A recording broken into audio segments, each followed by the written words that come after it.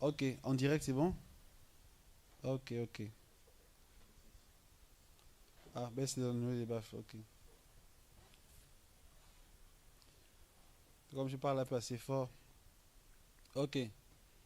Donc, c'est un grand plaisir aujourd'hui de nous retrouver pour partager la parole de Dieu. J'aimerais dire que il y a des bonnes habitudes qu'il faut garder.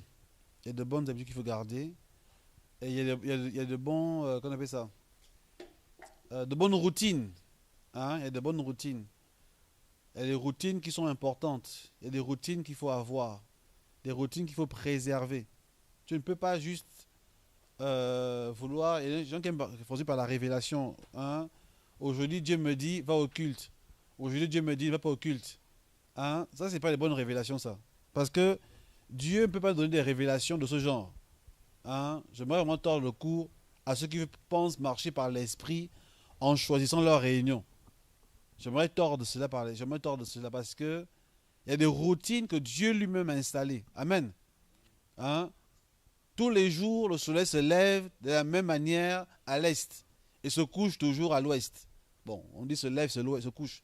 Même si en fait, c'est la terre qui tourne. Le soleil est sur place en réalité. Hein? Mais disons que le mouvement de la terre est toujours le même depuis des milliers d'années. Hein? Je vais même dire des millions d'années. Ou je vais même encore plus dire des milliards d'années. Hein? Comme vous le savez, nous dans le rassemblement, on n'est pas de ceux qui croient que la terre existe depuis 6000 ans.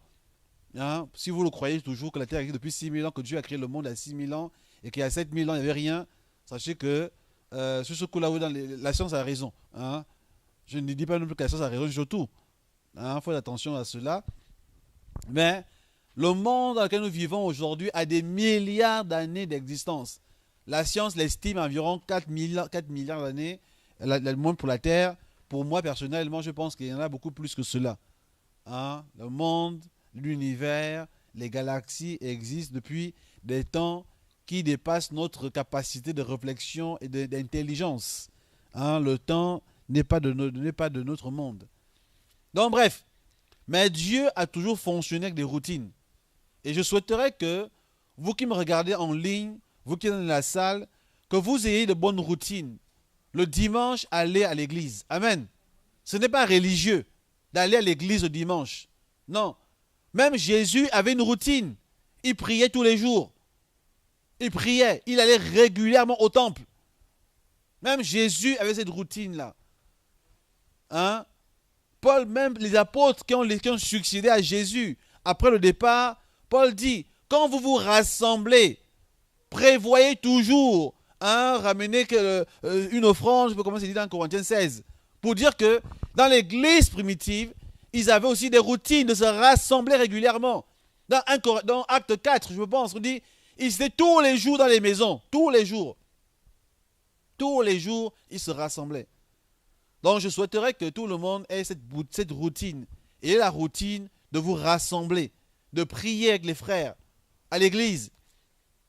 Il y a aussi des routines personnelles qu'il faut avoir, de méditation, de lecture de la Bible, de prière.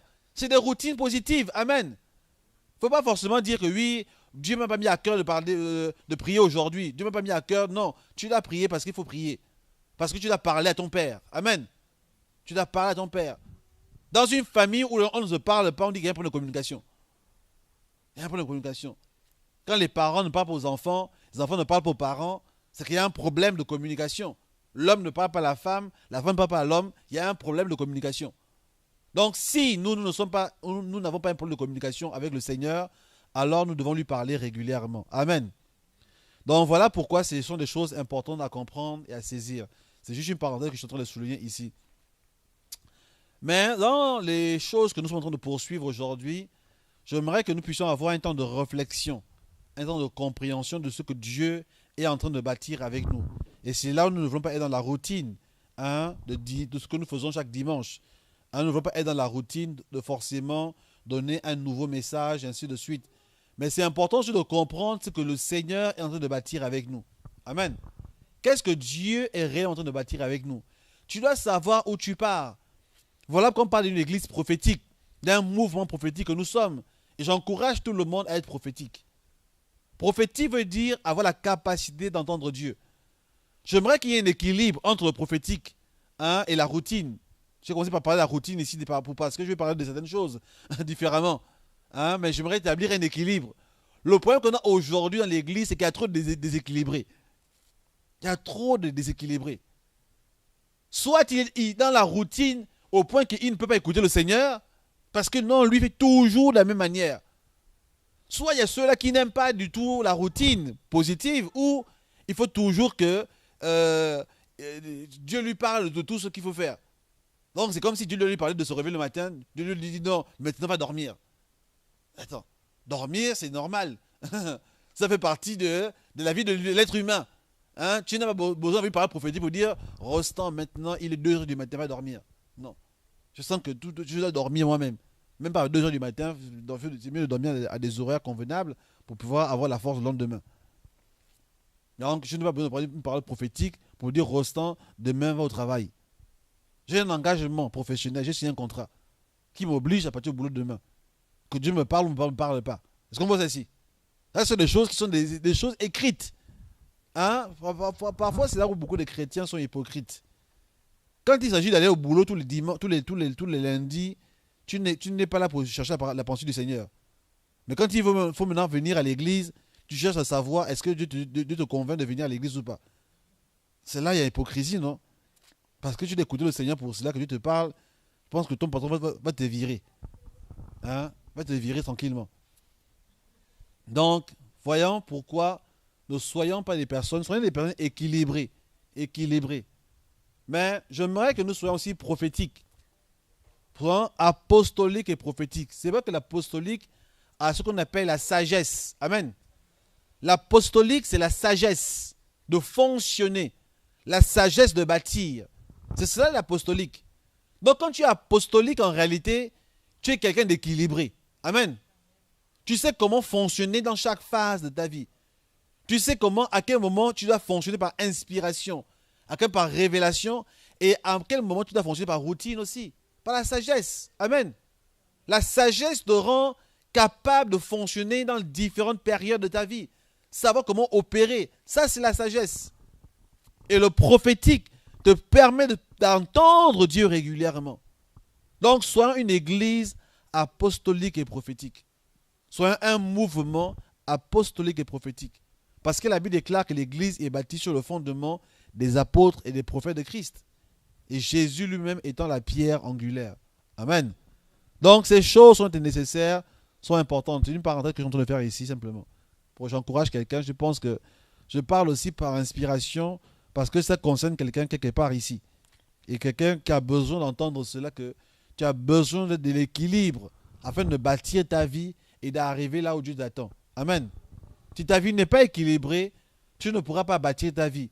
Pas parce que le diable te combat. Parce qu'aujourd'hui, c'est plus facile de dire le diable te combat. Oui, il t'a décidé combattu. C'est vrai, il était combattu. Mais toi-même aussi, tu manques de sagesse aussi. Donc, sache aussi reconnaître à quel moment, toi, tu manques de sagesse. À quel moment les choses que toi-même tu fais t'emmènent à des problèmes. Un étudiant qui n'étudie pas va rater ses examens. Pas parce qu'il est combattu par les grands-parents. Hein? Pas parce qu'au village, on l'a attaché. Non. Mais c'est juste qu'il a manqué de sagesse, il n'a pas su reviser ses cours. Quand il n'a pas pu reviser ses cours, c'est normal qu'il rate les examens. C'est logique. Il n'y a pas de choses ici que non, son grand-père le mange. Non, non, non. Personne ne te mange. C'est toi-même qui te manges. Hein? Parce que ça, c'est les thèmes dans beaucoup de endroits. Hein? Sujet de la vie de prière, qui te mange? Donc, on ne peut pas répondre, non, c'est lui-même qui se mange. Ok, bref, hein, je suis en train de passer des généralités ici. Il y a 2 semaines de cela, nous avons reçu l'apôtre Suresh, qui est mon père spirituel. Et vraiment, on a passé un très bon moment. Et j'encourage toutes les personnes qui nous regardent ici en ligne. Si vous n'avez pas pu être là à ce moment-là, il faut vraiment écouter les enseignements. Maintenant j'y pense. Mercredi, jeudi, c'est bon toujours? Toujours pas? Ok. Bon, ceux qui ont raté mercredi, jeudi, vraiment. Donc, mais ne vous inquiétez pas, on va tout faire pour avoir les vidéos. Comme ce n'était pas vraiment chez nous qu'on a fait ça, en collaboration.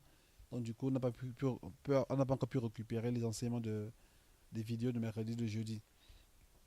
Donc, mais les vidéos de vendredi, de samedi, de dimanche sont disponibles en ligne sur notre page YouTube. Et vous avez la possibilité d'avoir accès à ces enseignements-là. Donc, c'est pour cela que j'encourage ici, j'encourage tout le monde vraiment de pouvoir, pour ceux qui n'ont pas pu écouter, peut-être pour X ou Y raison, vous n'avez pas pu suivre en direct ou en présentiel, je vous encourage à aller le faire, hein, aller écouter ces enseignements-là. Et pour ceux qui étaient présents, vous avez pu suivre en direct, en présentiel et en distanciel, je vous encourage aussi à aller réécouter. Le vendredi notamment, c'était très intéressant parce que l'apôtre Soresh a défini le prophétique. C'est quoi le ministère prophétique, c'est quoi la dimension prophétique. Et il y avait vraiment des choses importantes. Et je pense que toutes les personnes qui veulent fonctionner dans le prophétique, hein, qui veulent opérer ou qui aspirent à cela, doivent comprendre les principes qui ont été libérés pendant ce moment-là. Amen. Donc, c'est des choses assez importantes. Et la notion de la gloire de Dieu qui était définie le samedi est aussi très importante. Mais j'aimerais parler par rapport à nous, le rassemblement, parce que l'apôtre Soresh a prêché l'après-midi à la cité de David, ici à Paris. Il a parlé de la présence de Dieu. Et la notion de la présence de Dieu, c'est une notion importante. Et j'aimerais vraiment revenir dessus, parce que je crois que ça définit beaucoup de paramètres. Il y a une phrase que l'apôtre Soresh a dit en disant, elle dit, chaque communauté doit avoir sa saveur. Est-ce qu'on voit ici?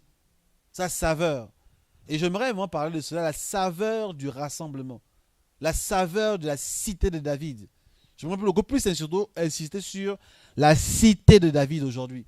Parce que nous sommes rassemblés aujourd'hui dans le culte de la cité de David. Le mouvement, c'est le rassemblement des bâtiments de nations, mais notre église locale, c'est la cité de David. Et nous nous appelons la cité de David à cause d'une perspective prophétique.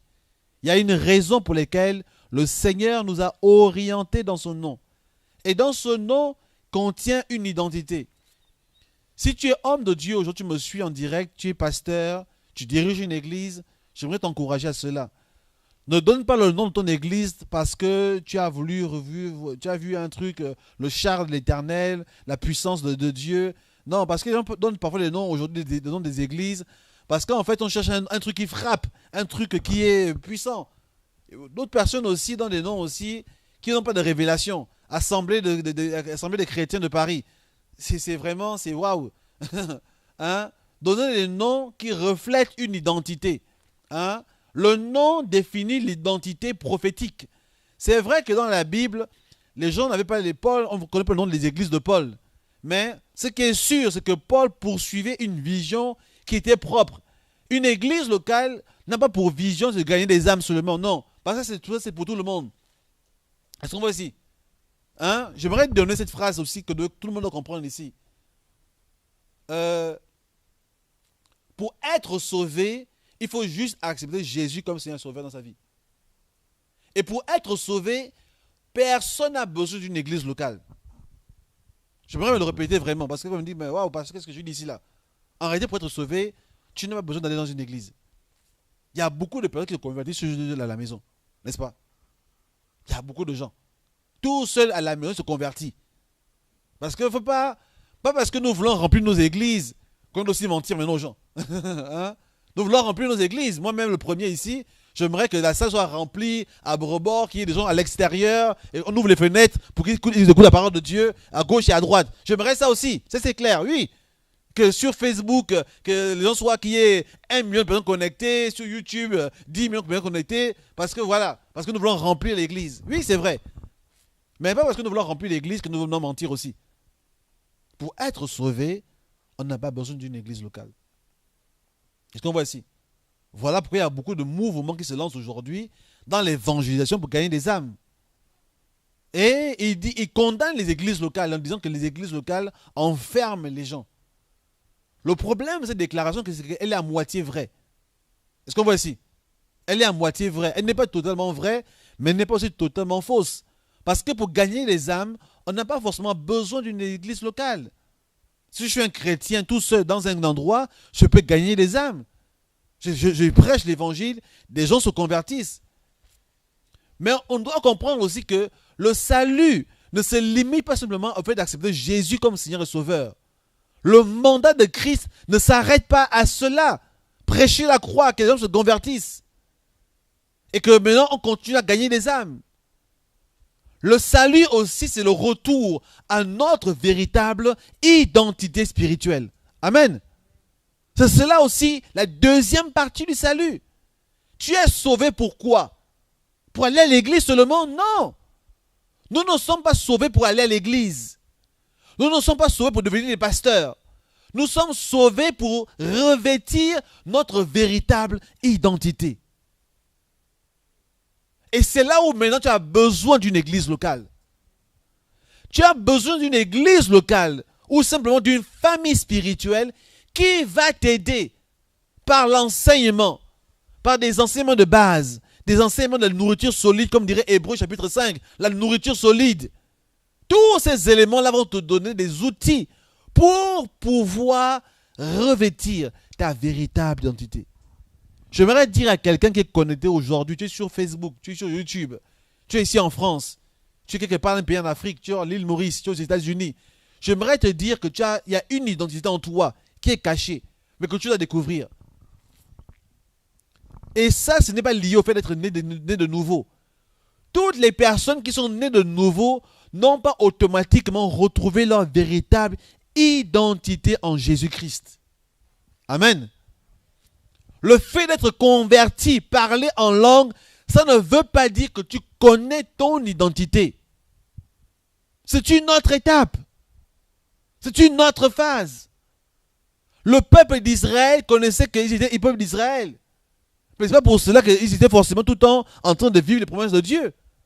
Parce qu'on a vu l'épisode où ils étaient esclaves en Égypte, n'est-ce pas? On a l'épisode où ils étaient à Babylone, déportés en Babylone. On a aussi les épisodes où ils étaient en Israël, mais sous domination de puissances étrangères. Ça veut dire que plusieurs enfants de Dieu sont convertis, mais ne sont pas en train de revêtir leur véritable identité spirituelle.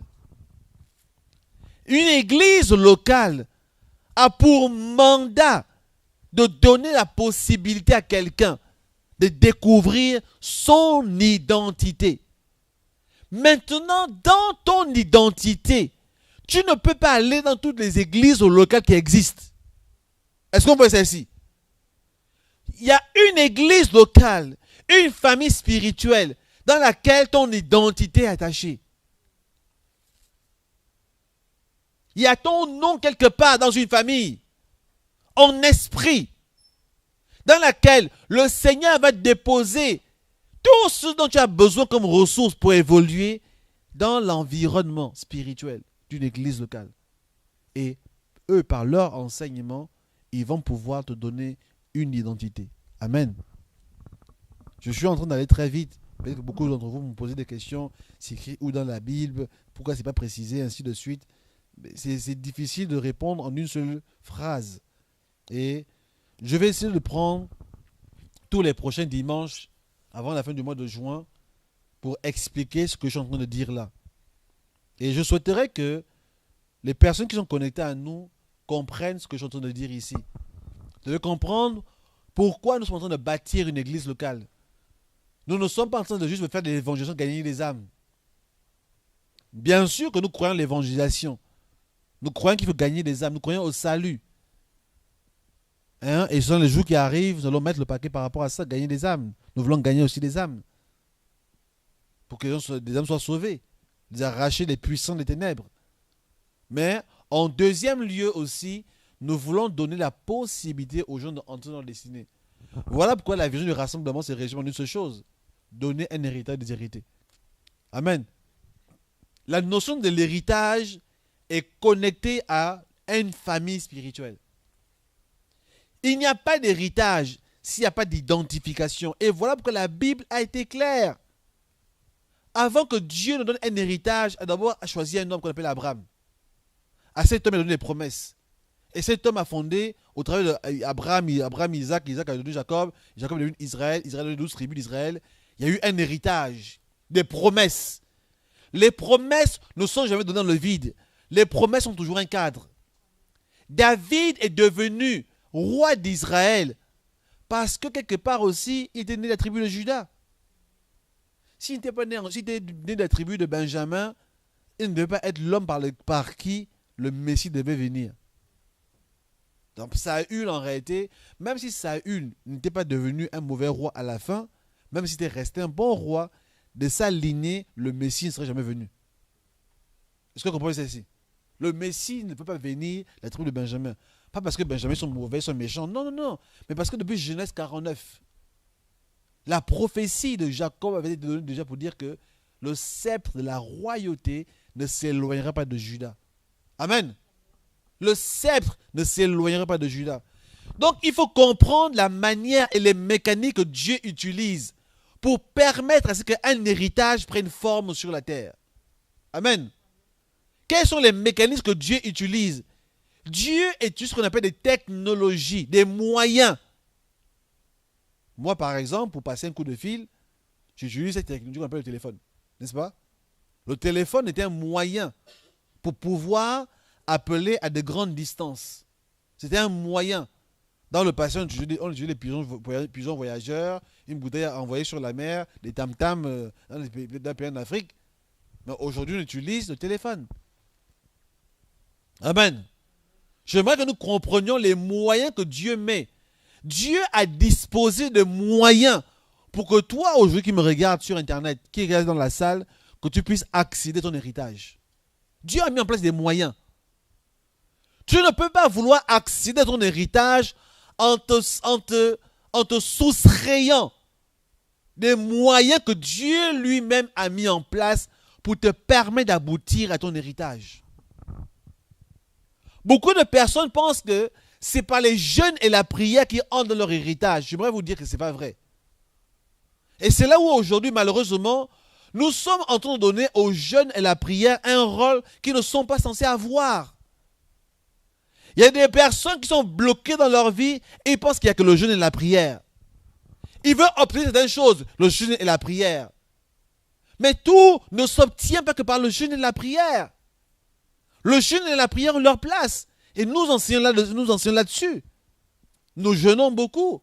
Quand nous préparons des programmes pour que Dieu dispose pour des combats spirituels, pour certaines choses, nous jeûnons et nous prions. Le jeûne et la prière ont leur place. La louange a sa place. Voilà que nous voulons adorer le Seigneur. Nous louons, nous adorons le Seigneur. Mais c'est important de mettre chaque chose dans leur place afin de pouvoir obtenir de la part de Dieu. Amen. Et j'aimerais que nous comprenions cela. Je suis en train d'expliquer ceci. Quand le Seigneur nous a mis à cœur, nous a révélé ce nom qu'on appelle la cité de David, c'est parce que le Seigneur voulait bâtir certaines choses avec nous. Amen. Et pour que ce nom se reflète, se révèle, prenne son essor, Dieu a mis en place un mécanisme pour rassembler des hommes et des femmes. Pour que ces hommes et ces femmes se lancent dans un processus et emmènent à la manifestation sa gloire par la manifestation d'une vision. Et je crois que Dieu fonctionne toujours en réalité. Dieu met des hommes et des femmes ensemble, des personnes, il les met en place, il les rassemble. Et ainsi ces personnes bâtissent quelque chose qui glorifie le Seigneur. Donc je suis en train d'aller quelque part. La présence de Dieu est quelque chose que nous devons comprendre. Quand l'apôtre Ourèche a parlé, pour la parenthèse, j'encourage. Vous savez, quand vous recevez un père, il ne faut pas toujours dire, aujourd'hui les gens méprisent des grâces. Ne méprisons pas les grâces. Amen. Parce que tout le monde, Dieu nous parle à nous tous. Moi aussi, j'ai un Saint-Esprit. Il parle en langue, je parle en langue. Il prophétise, moi aussi je prophétise. Donc du coup, il n'y a rien qui nous différencie. Ça, c'est un problème spirituel. Est-ce qu'on voit ceci? Nous devons savoir que nous n'avons pas reçu la même grâce. On n'a pas reçu le même niveau de grâce. À chacun de nous, la grâce a été donnée selon la mesure. Est-ce qu'on voit ici? Tout le monde n'a pas reçu la même mesure. Quand tu reçois un homme de Dieu, il faut apprendre à honorer. Et j'aimerais enseigner, j'en parlais au rassemblement, la réunion mercredi, on a fait une réunion particulière mercredi. Je dis, Nous devons apprendre, l'un des principes numéro 1 que j'ai donné, c'est apprenons à honorer. Amen. Le principe de l'honneur doit prendre place dans le rassemblement. J'encourage tous les fils du rassemblement à pouvoir comprendre la notion de l'honneur. Parce que selon la manière que tu honores des grâces, tu reçois de ces grâces-là. Des grâces que tu n'honores pas, tu ne recevras jamais d'elles. Il faut comprendre cela. Et la Bible est claire en disant que celui qui reçoit un prophète en qualité de prophète, ça veut dire quoi en fait? Ça veut dire que quand tu honores la grâce de Dieu dans la vie de quelqu'un, la grâce qui est en lui est transférée en toi. Maintenant, quand je dis ça, je ne dis pas maintenant que tu deviendras prophète, apôtre, toutes ces choses-là. Non. Hein? Faut pas faire attention ici là. Non, faut pas. Ne me faites pas dire ce que je n'ai pas dit. Recevoir la grâce veut dire que tu vas recevoir une semence. Est-ce qu'on voit ici? Tu vas recevoir une semence qui va produire en toi. Et maintenant aussi, selon aussi l'appel que tu as en toi, quelque chose va se rajouter en toi. Même si tu n'es pas appelé à devenir homme, pasteur, prophète, apôtre, même si tu es devenu homme d'affaires, mais parce que tu as reconnu, tu as su honorer la grâce apostolique, il y aura une dimension apostolique en toi aussi. Il y aura une dimension prophétique en toi. Une dimension évangélistique, parce que tu auras un évangéliste, pasteur, parce que tu auras un pasteur, docteur, parce que tu auras un docteur, et ainsi de suite. Tu honores un homme politique. Il donnera des conseils, n'est-ce pas? Parce que tu as honoré cet homme politique-là, tu as aussi des capacités à un certain niveau dans la politique qui vont être transférées. J'irai plus loin encore, dans le mariage. Quand tu vois un couple, pourquoi il faut apprendre à observer? Quand tu vois, pour vous les jeunes qui sont là, qui me suivent aussi, les célibataires, quand tu vois une famille qui est stable, apprends à honorer la grâce de la stabilité de cette famille-là. Quand toi tu te marierais demain, la même chose devrait être transférée. Est-ce qu'on voit ça ici? Parce qu'il y a beaucoup de gens qui sont chrétiens, ils sont des couples brisés. Beaucoup de gens sont chrétiens, ils ont des enfants qui ne suivent pas le chemin du Seigneur. Est-ce qu'on voit ça ici? Apprenez à recevoir des grâces des personnes qui sont devant vous. On dit, observez ceux qui ont été dans la foi avant vous. Pour pouvoir prendre de ces personnes-là les grâces que Dieu a déposées dans leur vie. Amen. Voilà pourquoi le principe de l'honneur est un principe important qui doit prendre forme parmi nous. Parfois, beaucoup de gens ne savent pas recevoir. Moi, il y a un homme de Dieu que je veux vraiment citer. Parce que j'ai lu quelque part. Après, comme si... non. Moi, j'ai les livres de Dag chez moi. Le Bishop Dag. Tout le monde connaît le Bishop Dag, n'est-ce pas? Hein, parce qu'il faut apprendre aussi à honorer les gens. Hein, ça, honorer les grâces. Moi, j'ai le Bishop Dag. C'est un homme personnel que j'apprécie beaucoup. Ce n'est pas mon père spirituel. J'ai mon père spirituel, c'est l'apôtre Suresh. Mais le Bishop Dag, c'est comme un maître. C'est une personne qui a compris certaines choses. Et qui l'explique. Et qui l'enseigne. Moi, j'ai lu, j'ai ces livres. J'ai le Macaron, j'ai 40 livres de Dag. Et dans un de ces livres, il parle de l'art de suivre. Il dit, vous savez, il ne faut pas être orgueilleux dans la vie.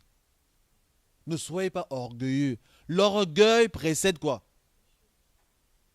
L'humilité précède.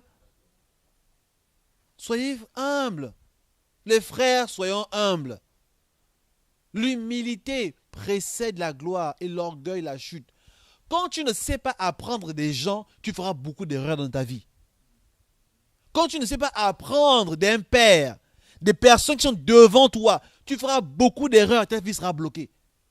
C'est un principe simple de la vie. Quand tu sais apprendre des personnes qui ont été avant toi, il y a des erreurs que tu ne commettras pas. Moi, j'aime toujours le dire à toutes les personnes qui me suivent.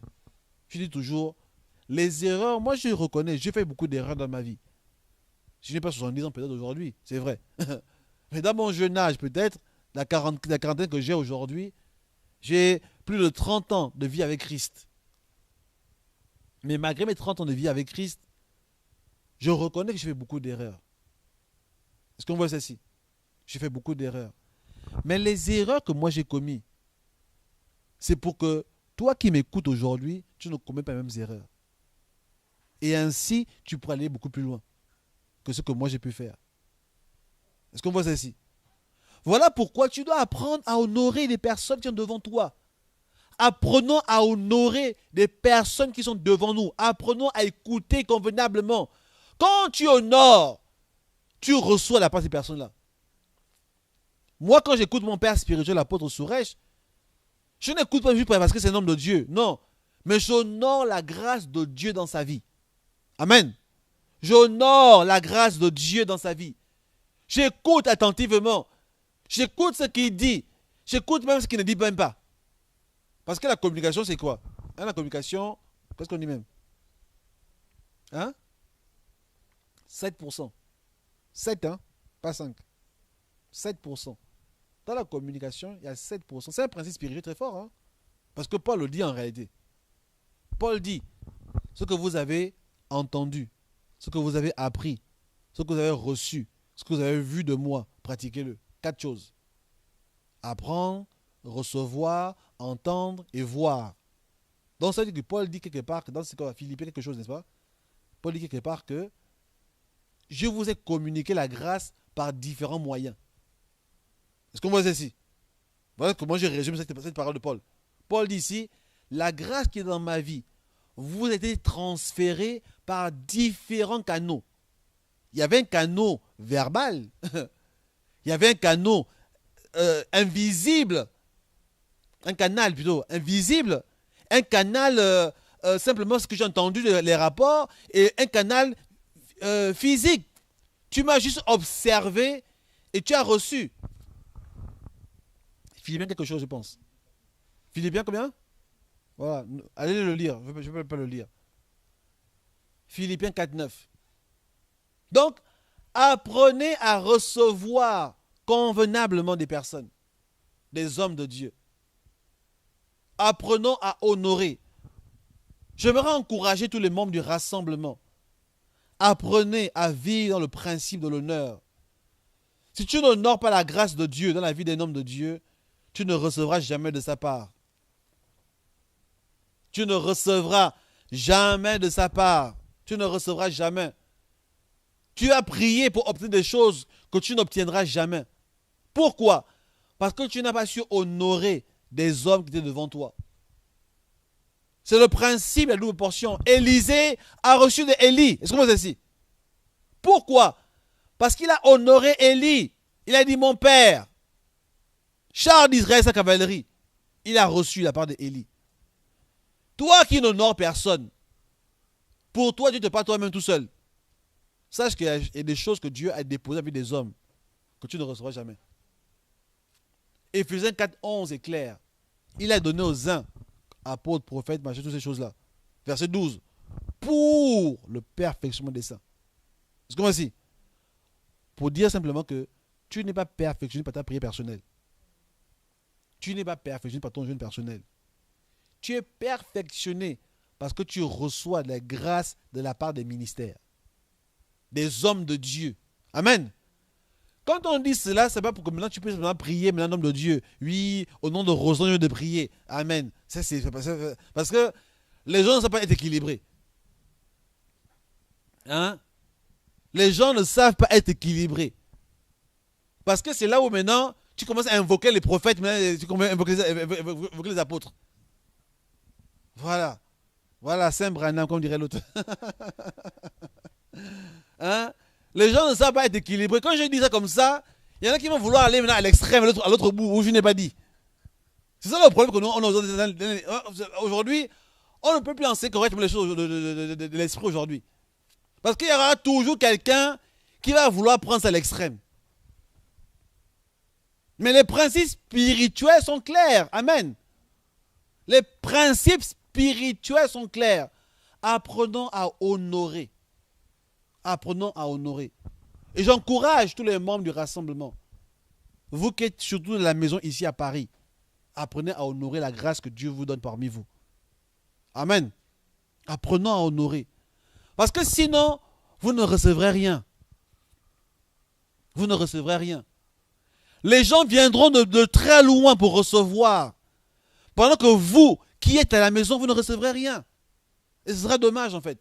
Parce que vous n'avez pas reconnu, vous n'avez pas honoré convenablement la grâce de Dieu qu'il vous a été donnée. Parce que si le rassemblement était un monde prophétique, les premiers prophètes ont sorti de Paris ici. Est-ce que vous voyez ça ici? Je ne sais pas si je dois rejoindre Paris ici là. Les premiers prophètes ont sorti d'ici là. Les gens qui doivent être prophétiques, apostoliques, parce que vous vivez à proximité. Mais il ne faut pas que la familiarité vous empêche de recevoir. Il ne faut pas que ce soit seulement ceux de l'île Maurice qui reçoivent seulement. Ceux d'Atlanta qui reçoivent. Pendant que vous qui êtes ici, vous ne recevez pas. Ce serait dommage. Ce serait dommage. Apprenez à honorer. Amen. Apprenez à honorer. Je suis juste en train de revenir. Je peux commencer mon enseignement. Mais je pense que le Saint-Esprit veut que j'insiste un peu sur certains points qui sont nécessaires. Parce que quand personnellement, moi, je vous donne des clés. Quand j'écoute mon père spirituel, l'apôtre Sourège, j'écoute chaque point, chaque chose.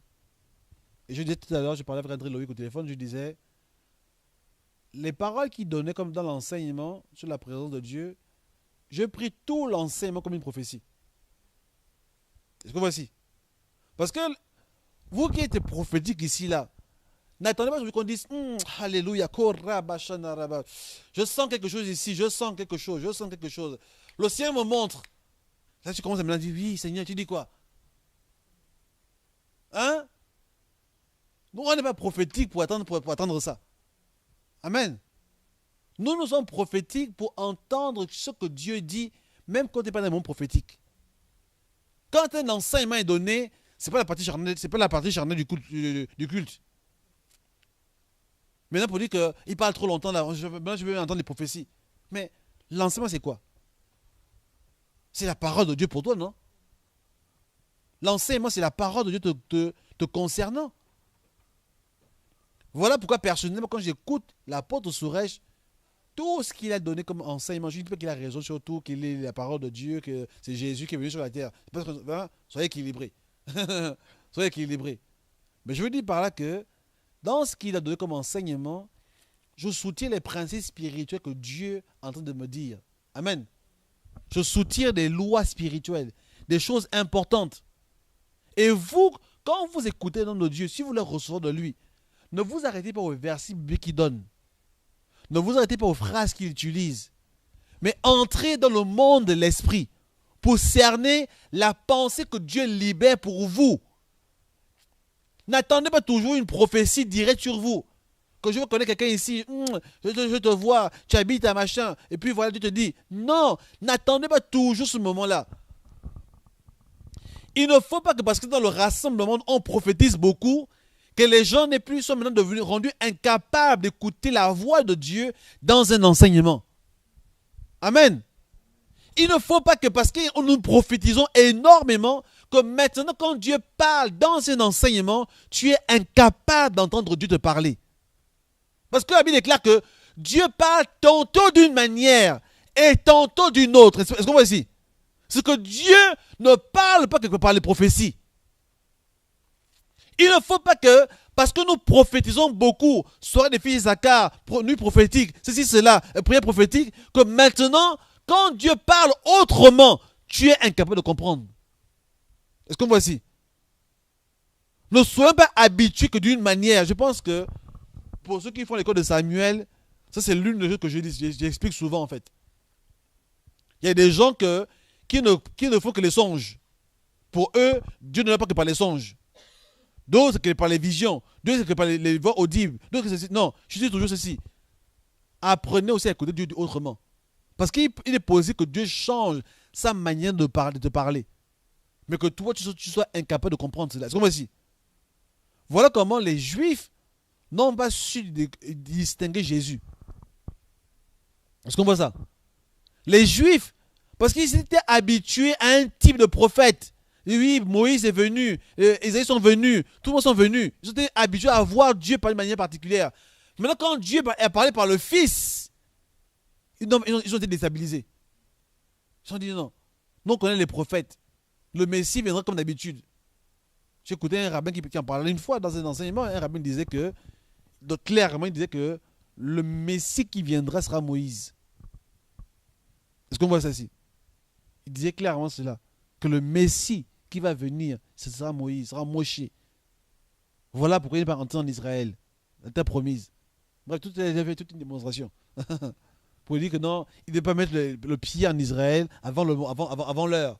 Parce qu'il doit revenir en Israël pour délivrer Israël à nouveau comme il avait fait en Égypte. Voilà ce qu'on appelle la religion. Parce qu'ils sont habitués, parce qu'ils ont vu Moïse, Dieu a envoyé Moïse. Pour eux, quand on dit un Messie, forcément, il doit revenir comme Moïse.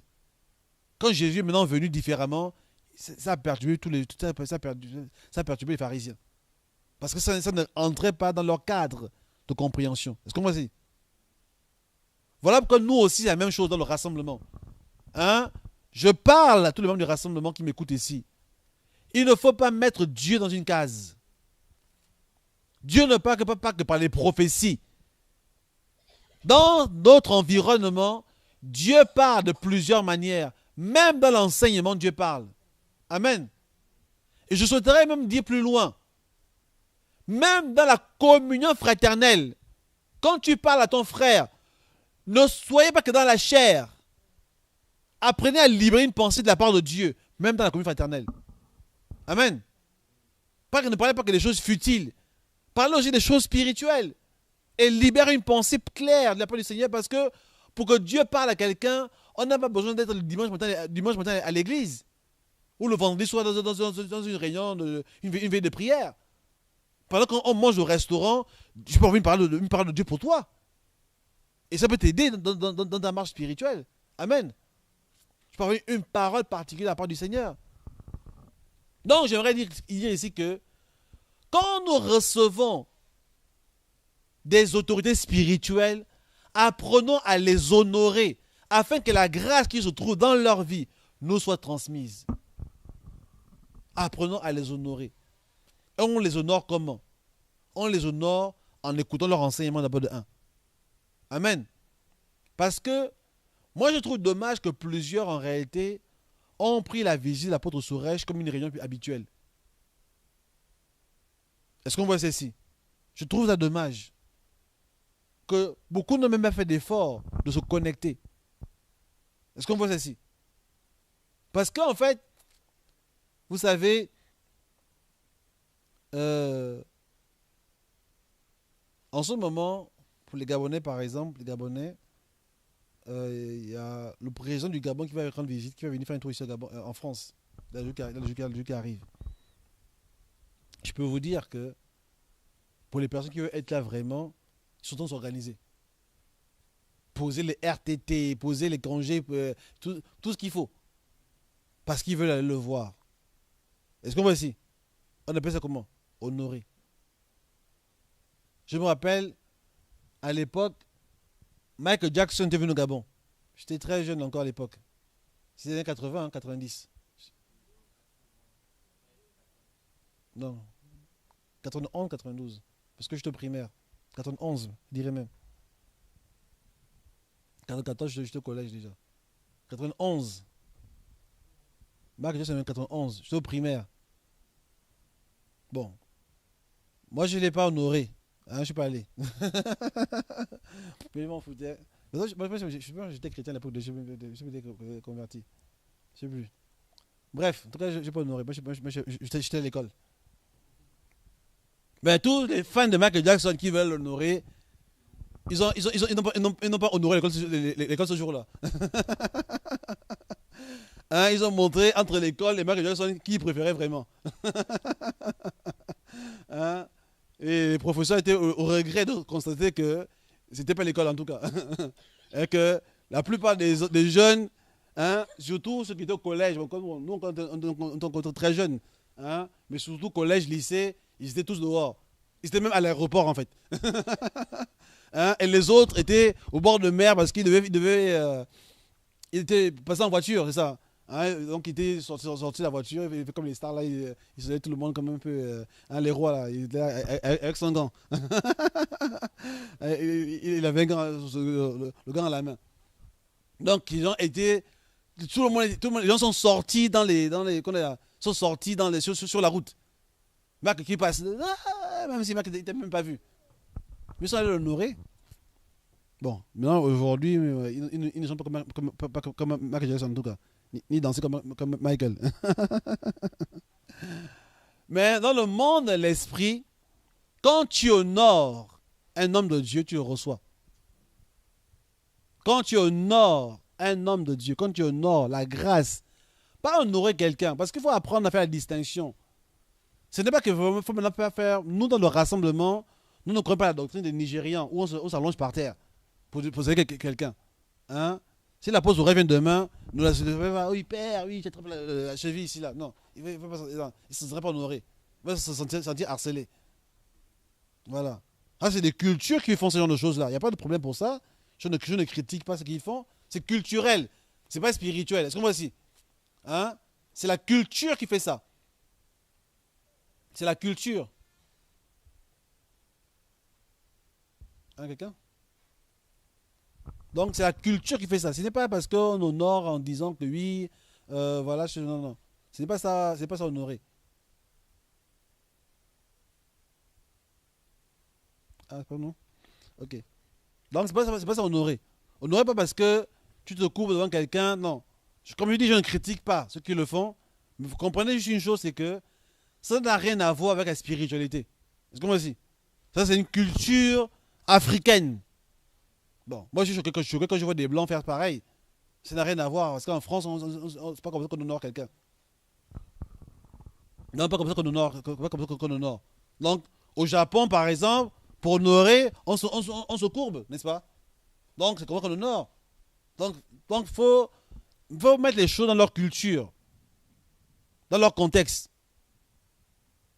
Donc, honorer ici, chacun a le droit de garder sa culture. Tu es africain, tu es européen, tu es indien, tu es asiatique, tu es tout ce que tu veux, américain. Tu as le droit de garder cet intérêt culturel en toi. Donc, le but, c'est pas de transformer tout le monde en Yoruba. Voilà, tout le monde ne demande pas Yoruba. Parce que pour aller au ciel, on n'est pas obligé d'être Yoruba. Mais nous, en ce qui nous concerne, devons apprendre à honorer la grâce.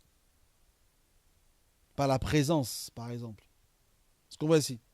Quand je viens quelque part, je viens le dimanche, m'asseoir, parce que je viens honorer une grâce aussi. Amen.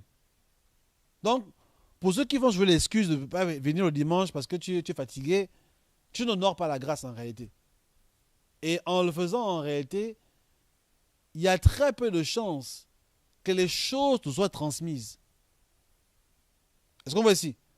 Parce que toi-même, tu ne te mets pas dans les dispositions de venir recevoir. Pour ceux qui sont à distance, au lieu de te connecter, tu ne te connectes pas. Tu fais autre chose. Parce que tu dis, non, je veux faire la prochaine fois. Mais tu n'es pas en train d'honorer la grâce. Maintenant, après, tu vas vouloir que des choses te soient transmises. J'ai regardé des gens parfois sur Internet qui écrivent, oui, je fais une truc prophétique, je n'ai rien reçu. Mais il y a aussi des manières de partir quelque part. Est-ce qu'on voit ici?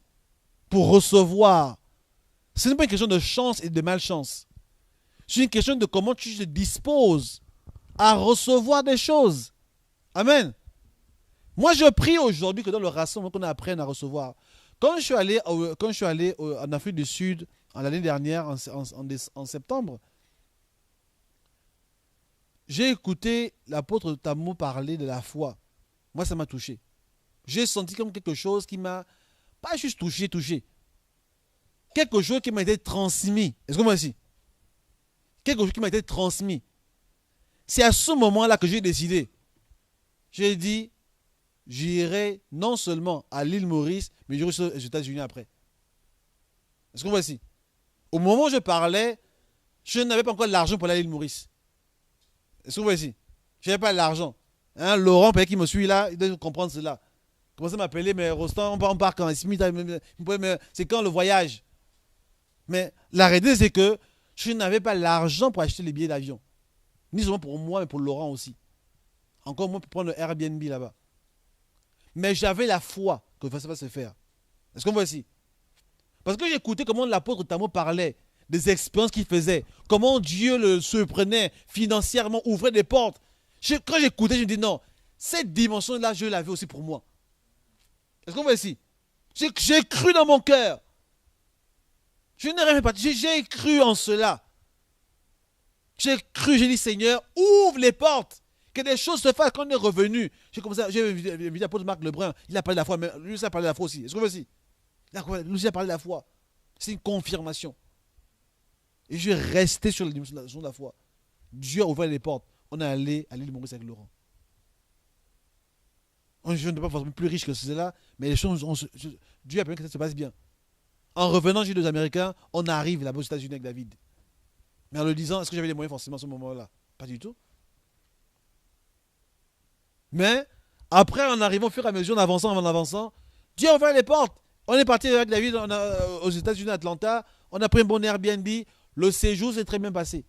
On est même revenu avec un peu d'argent. Est-ce qu'on voit ça ici? Pour dire qu'en réalité, il y a des choses que tu reçois dans ton cœur quand tu honores des choses, quand tu honores les grâces. Dans le mariage, honorer, on dit honore ton père et ta mère. Est-ce qu'on voit ici? Honorer les parents physiques et honorer les parents spirituels te permet de bâtir des choses dans ta propre vie. Est-ce qu'on voit ici? Honore ton père et ta mère. Parce que tes parents sont dans une position d'autorité. Il y a de l'expérience de la vie qu'ils ont appris. Ne sois pas des enfants qui n'apprennent rien. Voilà pourquoi il y a les journées comme aujourd'hui, la journée, la fête des mères. Et je me parle pour nous qui sommes ici en France, ici, pour dire que combattons vraiment pour que on garde les notions de famille ici. Parce que j'espère que tu es au courant que cette journée est en train de vouloir changer de nom. Hein? Vous êtes au courant de ça, n'est-ce pas? Qu'il y a des gens qui se battent pour que cette fête change de nom. Cette journée change de nom.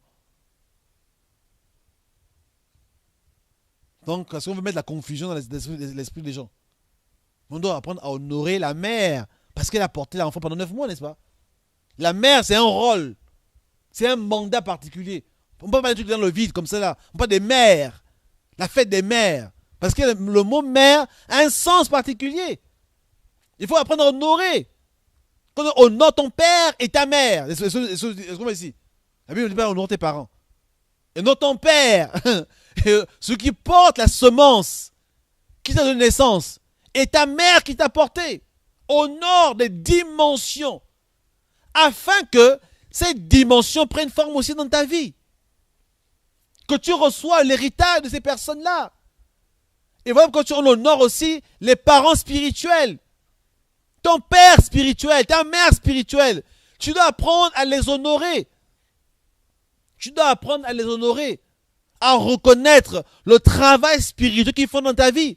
Afin de recevoir aussi de ces personnes-là. Amen. Apprenons à honorer. Afin de recevoir. C'est pas vraiment tout ce que je voulais dire aujourd'hui, mais voilà comment ça me connaît aujourd'hui. Je vais parler d'autre chose normalement. Mais apprenons à honorer. Je pense que c'est la chose principale. Ce que j'ai préparé aujourd'hui, je vais préparer la prochaine fois. La semaine prochaine. Parce que ces 4 prochaines semaines, j'aimerais parler vraiment de la manière dont le rassemblement doit avancer dans la présence de Dieu.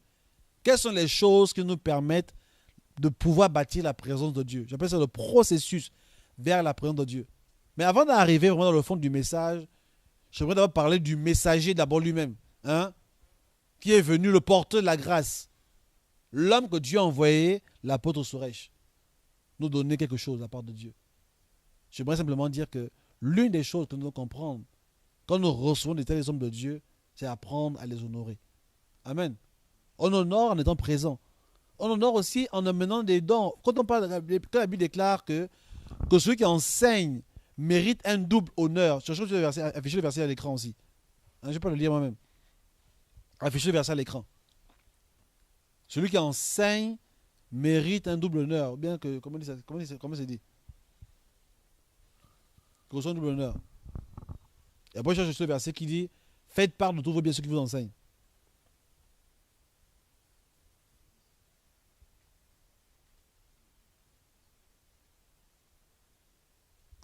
Ouh.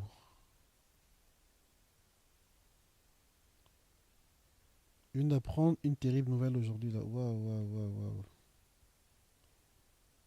Ok. T'as reçu ça?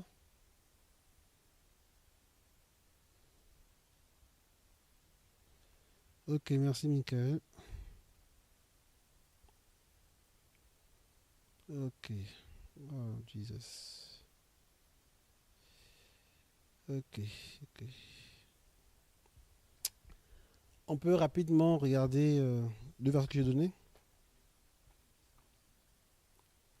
Ça dit quoi? Ça dit quoi? J'ai deux versets. Hein. 1 Timothée 5, 17. Oui.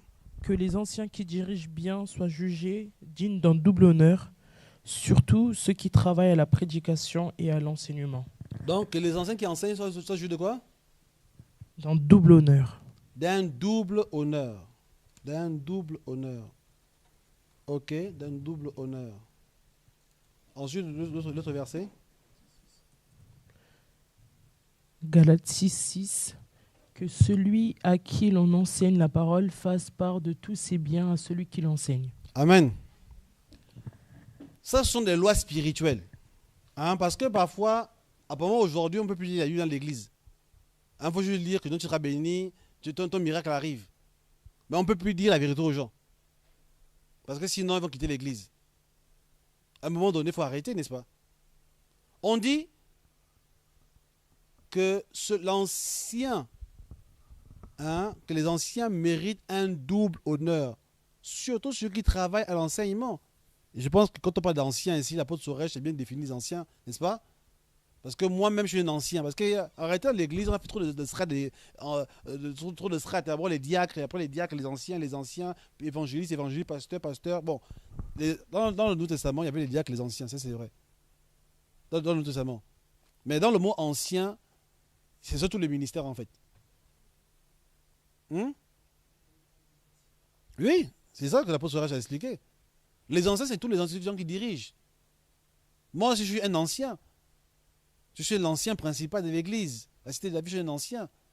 Il n'y a pas d'abord en réalité, aujourd'hui, beaucoup de gens dans certaines églises, je ne citerai pas les noms, on fait le strat d'abord d'ancien, après ancien, tu peux devenir évangéliste, après tu deviens pasteur, après pasteur, tu deviens bishop. Non. Quand tu es ancien, tu es dans l'équipe de ministère. Est-ce qu'on voit ici? Quand tu es ancien, tu es dans l'équipe de ministère. Et quand tu es dans l'équipe de ministère, tu peux être pasteur, apôtre, docteur, évangéliste, tout ce que tu veux. N'importe quel ministère. Parce que dans les gens, aujourd'hui, on fait trop comme des promotions. Maintenant, ils passent au stade maintenant dans un milieu, on devient apôtre à 50 ans. Comme ça, un jeune de 15 ans, apôtre, c'est un blasphème. Mais on ne peut pas être apôtre à 15 ans. L'apôtre, c'est la grâce que la personne porte. Est-ce qu'on voit ici? L'apôtre, ce n'est pas le résultat de l'expérience de l'âge. Ce n'est pas la cumulation d'expérience qui t'amène d'être apôtre. C'est la grâce que tu portes qui fait devenir un apôtre. Dans le rassemblement, moi je prie que Dieu nous emmène à reconnaître des ministères apposés à 15 ans. Amen. Qu'il y ait des jeunes de 15 ans qui sont reconnus comme apôtres. Parce qu'on n'est pas apôtre, parce qu'on a atteint maintenant un niveau après avoir été pasteur pendant 30 ans. Maintenant, aujourd'hui, à 70 ans, on le reconnaît. Attends, 70 ans. Attends, je ne vais pas manquer de répéter toutes les personnes de 70 ans, mais pourquoi reconnaître apôtre aujourd'hui? C'est quelle promotion qu'il a eue? À moins qu'on dise clairement que non, on n'a pas. Non, en fait, il y a quelques années, on n'a pas pu dans son ministère, je peux comprendre, oui. Mais être apôtre n'est pas une promotion. C'est une grâce qu'on a. Amen. C'est une grâce qu'on a. Pareil, prophète, évangéliste, docteur. Et aujourd'hui, maintenant, le ministère évangéliste, c'est comme un ministère qui est même ministère subalterne. C'est comme si tu es stagiaire. Pasteur stagiaire. Lui, pas pasteur stagiaire, on dit évangéliste. Maintenant, quand tu es le même pasteur confirmé, tu es le même pasteur maintenant. C'est faux. Être pasteur, c'est pas le grade le plus élevé dans une église locale. C'est juste un ministère comme un autre. Est-ce qu'on voit ici? Maintenant, on dit que l'ancien ou le pasteur, le prophète, ceux qui dirigent, qui enseignent, méritent un double honneur. Donc ça veut dire ici que faut apprendre à honorer financièrement des gens qui nous enseignent. Amen. Apprenons à honorer. Quand on reçoit un apôtre, un homme de Dieu comme l'apôtre Sorèche, et même moi-même qui vous enseigne ici, il faut apprendre à honorer la grâce. Est-ce qu'on voit ici? Il faut apprendre à honorer. Il faut apprendre, pas seulement dire Amen à la fin du culte. Non, mais honorer en disant Seigneur, Dieu m'a béni au travers de toi, voilà ce que le Seigneur m'a mis à cœur de donner. Est-ce qu'on voit ici? Voilà comment fonctionne en fait. On honore en donnant des, pas seulement la dîme, c'est pas la dîme de l'offrande, ce sont ce qu'on appelle des dons, des actions de grâce. Même en fin d'année, quand on fait une action de grâce dans l'église, on remet ça à la personne qui nous a enseigné. Ou aux personnes qui nous ont enseigné. Ils sont plusieurs. Parce qu'on honore. Maintenant, le deuxième verset dit quoi? On a lu le deuxième verset. On a lu ou pas? Voilà. Galates 6, là. Galates 6. Que celui à qui l'on enseigne la parole fasse part de tous ses biens à celui qui l'enseigne. Donc, si tu reçois les enseignements de quelqu'un, tu dois apprendre à faire part, quand tout est bien, de ton salaire. C'est simplement, en fait, c'est une autre manière de dire honorer, en réalité. Parce qu'on voit ici, tu dois apprendre à prendre ce qui est à toi. Et ce qu'on appelle, dans l'Ancien Testament, on fait le sacrifice. Quand on fait, dans l'Ancien Testament, on fait le sacrifice, on sacrifie les moutons, tout ça. On fait juste là, c'est que le sacrificateur mangeait la viande. Est-ce qu'on voit ici? Tu amenais la viande sur le sacrificateur et il y avait une partie qui était réservée au sacrificateur. Maintenant, beaucoup vont dire que dans l'Ancien Testament, dans le Nouveau Testament, Paul dit que faites pas tout vos bien. Pour bien faire comprendre ici qu'il n'y a pas d'Ancien Testament et Nouveau Testament dans ce cadre-là. Tu dois continuer à honorer les personnes qui t'enseignent. Parce que c'est par ces moyens-là que la grâce est transmise. Est-ce qu'on voit ici? C'est par ces moyens que la chose que Dieu a déposée en lui t'est donnée. Il est donné aux uns comme apôtres, prophètes, pour le perfectionnement. Tu reçois la grâce des personnes parce que tu te mets dans une position d'obéissance. Tu te mets dans une position de fils. Moi, aujourd'hui, dans ma manière de fonctionner, c'est rien de comprendre comment je fonctionne. Moi, j'honore les hommes de Dieu. Voilà pourquoi, pour la parenthèse, vous ne me verrez pas en train de critiquer les pasteurs. Est-ce que voici? Même si il y a des pasteurs avec qui je ne suis pas forcément d'accord avec leur doctrine. Mais je ne passerai pas ici sur l'estrade pour me moquer d'eux. Je reconnais que dans le passé, quand j'étais plus jeune, je l'ai fait. Est-ce qu'on voit ici? Je l'ai fait. Je ne vais pas mentir ici, donc non, je n'ai jamais fait ça. C'est pas vrai. J'ai fait ça. Mais j'appelle ça les erreurs de la jeunesse. Maintenant, aujourd'hui, je comprends. Étant mature, pas parce que je suis pasteur aujourd'hui, non. Mais depuis un bon moment déjà, qu'il faut honorer les hommes de Dieu. Amen. Et même quand un homme de Dieu tombe dans le péché, il ne faut pas vouloir maintenant le vilipender, maintenant vouloir le salir, dire voilà, tel pasteur, regardez, il est tombé dans le péché. Non. Parce que même si c'est un homme de Dieu, c'est un homme et qui a le droit d'avoir des faiblesses. Est-ce qu'on voit ici? Il a le droit d'avoir des faiblesses. Maintenant, dire qu'il a le droit d'avoir des faiblesses, ne veut pas dire que non, on tolère ses faiblesses, qu'on est d'accord avec ses faiblesses. Maintenant, c'est devenu une open bar. Comme il est tombé, moi aussi je peux tomber maintenant. Ce n'est pas ce que je suis en train de dire ici. Au contraire, il faut prier pour lui. Est-ce qu'on voit ici? Il faut prier pour lui, pour qu'il se relève. Pour que l'ennemi ne se réjouisse pas de sa chute. Dans le rassemblement, nous ne sommes pas ceux qui critiquent les pasteurs par-ci et par-là. C'est un sorcier, c'est un franc-maçon. Si les francs-maçons, c'est entre Dieu et lui. Je ne suis pas là pour juger qui que ce soit. Mais maintenant, ça ne veut pas maintenant dire que je suis d'accord avec toutes les pratiques que tout le monde fait. Est-ce qu'on voit ici? Non. J'ai des pratiques qui sont suspectes. Je m'en écarterai. Est-ce qu'on voit ici? Je m'en écarterai, je ne validerai pas cela, je ne suivrai pas cela. Maintenant, il y a une différence entre ne pas suivre et maintenant vouloir critiquer et salir quelqu'un. Il y a une différence entre les deux. Donc voilà pourquoi, sachons faire la différence. Amen. Sachons faire la différence. Donc vraiment, j'encourage tout le monde. Quand nous recevons les tels hommes de Dieu, voilà que je vais revenir beaucoup dans les prochains jours, en dehors d'aujourd'hui, je ne vais pas continuer forcément tout ce que je suis en train de dire. Je vais revenir encore sur les différents points que l'apôtre Suresh a donnés pour montrer comment aussi au travers de cela, notre vision, la cité de David est en train de prendre forme. Amen.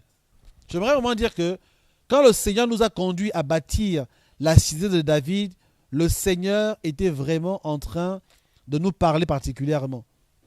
Il est en train de vouloir pointer du doigt sur les choses que nous devons faire. Donc j'encourage ici tous les membres du rassemblement, partout où vous êtes, que vous soyez en France, en Afrique, à l'île Maurice, aux États-Unis, le principe de l'honneur est un principe primordial. Amen. Pour la transmission de la grâce. Parce que nous voulons que la grâce soit transmise. Tu ne seras jamais apostolique si tu ne reçois pas la grâce des apôtres. Tu ne seras jamais prophétique si tu ne reçois jamais la grâce des prophètes. Et ainsi de suite. Tu dois apprendre à recevoir. Mais comment recevoir la grâce? C'est en honorant. Amen. Le principe de l'honneur permet la transmission de la grâce. Il y a des choses que tu ne peux pas recevoir tout seul, toi-même dans la prière, le jeûne. Tu ne les recevras pas. Dieu ne te donnera pas cela. Tu recevras parce que tu t'es mis dans une position de réception. Amen. Dans les jours qui arrivent, nous allons enseigner plusieurs choses. Je vais revenir sur la vision du rassemblement, sur plusieurs choses. Le but, c'est quoi? C'est que cet enseignement devienne une semence dans le cœur de chacun d'entre nous. Et que chacun devienne le reflet de cet enseignement-là. Quand on parle du prophétique, que tu deviennes le reflet du prophétique que nous voulons bâtir. Amen. Quand on parle apostolique, que tu deviennes le reflet de l'apostolique qui doit prendre forme. Que chacun devienne ici un reflet des choses que Dieu veut bâtir parmi nous. Amen. Mais ça commence par la notion de l'honneur. Moi, personnellement, qui suis le lieu de rassemblement, je suis un homme qui honore les hommes de Dieu. Et sachez que si j'ai des problèmes avec les gens de Dieu par-ci et par-là, c'est des personnes, ce n'est pas jamais parce que je ne les honore pas. Est-ce qu'on voit ici? Mais de mon fait, je me bats toujours pour honorer. Et je prie que ce soit le cas de tout le monde ici. Qu'il n'y ait pas de rebelles parmi nous. On ne veut pas faire une pépinière de rebelles. Personne qui ne sait pas honorer la grâce dans la vie des personnes. Oh, apprenons à honorer. Quand l'apôtre Sorèche est là, je me dispose, je me mets même plus que cela. Je prends des congés pour ça. Est-ce qu'on voit ici? Parce qu'il est là, parce que je veux le mettre à l'aise. Je veux le mettre à l'aise. Je veux qu'il soit à l'aise. Qu'il puisse libérer la grâce de Dieu convenablement. Quand il est là, je l'honore, si je dois payer de la nourriture pour lui, je mets tout ce qu'il faut en place comme système pour qu'il puisse être à l'aise. Parce que c'est le rôle des fils. Amen. De s'occuper de leur père. Ça, c'est le rôle des fils. On ne peut pas dire que tu es fils quand tu ne prends même pas en place d'un principe. Amen. Je suis un fils, mais je ne donne pas ma dîme. Je suis un fils, mais pas de cadeau. Un fils, mais je ne fais rien pour démontrer que j'ai un fils. Quand l'année dernière, vous vous rappelez l'année dernière, qu'est-ce qui s'est passé l'année dernière? Son bagage était en retard, n'est-ce pas? Je pense que j'ai expliqué ça ici. Mais j'ai pris la carte bancaire, j'ai payé lui-même, j'ai payé les chemises, j'ai acheté les chaussures, j'ai fait ces choses-là. Pourquoi j'en parle aujourd'hui? Pas parce que je vais faire la publicité, mais pour dire que l'honneur, c'est pas dans la bouche. Pour dire, débrouille-toi maintenant. C'est pas gratuit, tu n'as pas de vêtements, la compagnie, vraiment, c'est n'importe quoi, hein, franchement. Bon, on voit comment tu vas faire. Bon. Tu vas porter le même pantalon pendant une semaine. Est-ce qu'on va ici? Non, je vais porter le même chemise pendant une semaine. Non! Parce qu'en tant qu'un fils, je me sens. Ce qui le touche, me touche. Est-ce qu'on va ici? Ce qui le touche, me touche. Alors je me bats pour le mettre à l'aise. Je fais manger correctement. Qu'est-ce que tu veux manger? Qu'est-ce que tu veux? Je fais tout pour qu'il soit à l'aise. Sois de ceux-là qui apprennent à honorer des leaders et la grâce de Dieu dans la vie des hommes de Dieu. Amen. Le rassemblement, nous honorons. Et c'est ainsi que nous recevons de la part de ces personnes. Je vais terminer par la nouvelle que je viens de recevoir. Là, je vais quand même en parler quand même en direct, c'est important. Parce que ça fait partie de l'honneur. Amen. Je viens d'apprendre aujourd'hui que apparemment l'apôtre Marc Lebrun nous a quittés. Donc, il nous a quittés. Donc, c'est un homme que j'ai voulu honorer vraiment jusqu'à la fin de sa vie. Et je pense que tout à l'heure, je vais essayer d'appeler son épouse, si c'est possible. Apparemment, ça s'est passé aujourd'hui. Et c'était un homme, c'était un père ici en France. Et je me suis battu quand j'ai lancé le rassemblement à pouvoir honorer de telles personnes. À pouvoir honorer, parce que c'est important. Parce qu'il a porté une grâce ici dans cette nation et il s'est battu pour que les choses arrivent à ce niveau. Un père n'est pas parfait. Un père ne fait pas tout bien. Mais un père porte quelque chose en lui. Un père porte quelque chose en lui. C'est important que David, tu vois cela dans la journée. Comment mettre un message sur le groupe sur Facebook et sur le groupe WhatsApp. Parce que nous honorons les pères. On n'est pas dans le verbiage. Mais nous honorons les gens qui ont porté la grâce.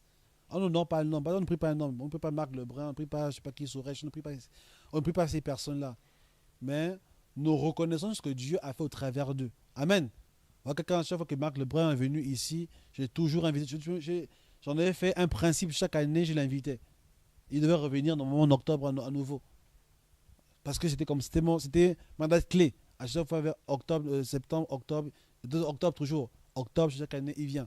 Vers l'anniversaire de Laetitia. Est-ce que j'honore? Amen. Apprenons à honorer. On n'honore pas quand même la personne est morte. Mais oui, ah, c'est un grand homme de Dieu. Non. Quand il est vivant, tu faisais quoi avec lui? Est-ce que tu donnes une offrande? Quand il venait, on donne une offrande. On honore convenablement. Parce que nous voulons démontrer aussi notre affection pour cette personne. Amen. Le rassemblement est un mouvement qui honore. Nous ne sommes pas des ingrats. Nous ne sommes pas des ingrats. Nous ne sommes pas des personnes qui ne reconnaissent pas. Nous nous honorons. Nous reconnaissons ce que Dieu fait au travers de quelqu'un. Nous reconnaissons cela. On n'est pas dans la compétition, dans la jalousie avec les pères. Les pères, ce sont les pères. Amen. Nous devons apprendre à honorer cela. Je vois que quelqu'un marque le brin, je l'ai beaucoup. Du mieux que j'ai pu, en tout cas. Du mieux que j'ai pu, avec les moyens que j'avais, je peux me mettre à cette disposition et réellement honorer la grâce de Dieu dans sa vie. Et ça tombe c'est moi comme un hasard. Il faut que je parle d'honneur aujourd'hui et que l'apôtre Marc Lebrun ne soit plus là. Donc, bref. Et nous devons prier pour sa famille, sa femme, ses enfants. Il faut voir tout à l'heure un peu comment nous allons essayer de faire ça pour que Dieu se glorifie réellement au travers de cette famille. Hein, vraiment que Dieu a élevé dans cette nation française. Dans cette nation française. Donc, ce sont les principes d'honneur. L'honneur, c'est important. Hein? Si nous voulons être des héritiers, nous devons apprendre à honorer ce qui est devant nous. Amen. Parce que on n'est pas les premières personnes à qui Dieu parle. C'est pas vrai. On n'est pas les premiers à être prophétiques, les machins comme si avant nous, c'était le néant. Maintenant, depuis que nous on est arrivé, Dieu commence à parler au monde. C'est pas vrai. Il y a des gens à qui Dieu a parlé. Nous sommes simplement les successeurs de Dieu qui a commencé avant nous. Amen. Nous sommes des successeurs. Et maintenant, après nous aussi, d'autres personnes se lèveront aussi. Des enfants que nous portons aujourd'hui. On va se lever, on va prier. On va prier. Père, te bénissons pour cette journée. Merci pour cette parole. Le principe de l'honneur. Et pendant que nous entendons parler de cela, Père, nous recevons aussi des nouvelles. Nous bénissons, Seigneur, pour la vie de ton serviteur, un homme que tu as appelé, Seigneur, qui a marché dans tes voies, qui a marché avec toi, Seigneur. Merci, Père, pour sa vie. Merci. Je prie que son héritage, Seigneur, ne tombe pas dans les oublis, mais que son héritage demeure. Que la foi qu'il a prêchée, que la foi qu'il a menée, Seigneur, soit notre héritage à tous aujourd'hui. Soit notre héritage. Père, que tu nous permets d'avancer avec cela, Père. Merci pour les pères qui nous précèdent, qui ont été avant nous. Père, qui marchent, Seigneur, devant nous pour nous montrer un modèle, pour nous montrer comment faire. Je te prie, Seigneur, de nous aider, nous les fils, à pouvoir nous battre. Père, que nous puissions, je prie, que tu enlèves toute semence de rébellion en nous, tout esprit de rébellion, tout ce qui n'est pas de toi, Père, que tu l'extires de nos cœurs, que tu nous aides, Père, à marcher convenablement selon tes voies. Je te dis merci pour tout ce que tu fais dans nos vies. Je te rends gloire au nom de Jésus. Amen. Ouais, vas-y.